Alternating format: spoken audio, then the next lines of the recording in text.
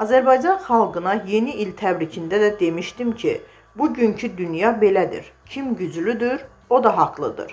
Oxu24.com xəbər verir ki, bu barədə Prezident İlham Əliyev yerli televiziya kanallarına müsahibəsində deyib. Dövlət başçısı müsahibə zamanı Biden-Blinken administrasiyasının nə qədər naşükür olduğunu da xatırladıb. O vaxt administrasiyanın yüksək vəzifəli şəxsləri ilə söhbət əsnasında mən demişdim ki, gün gələcək və biz sizə bir daha lazım olacaq, amma onda bizim qapımızı döyməyin. Prezident İlham Əliyev bildirib ki, hazırda da Amerika Birləşmiş Ştatlarında hakimiyyətdə həmin administrasiya olsaydı, onların bir xahişi də yerinə yetirilməyəcəkdir.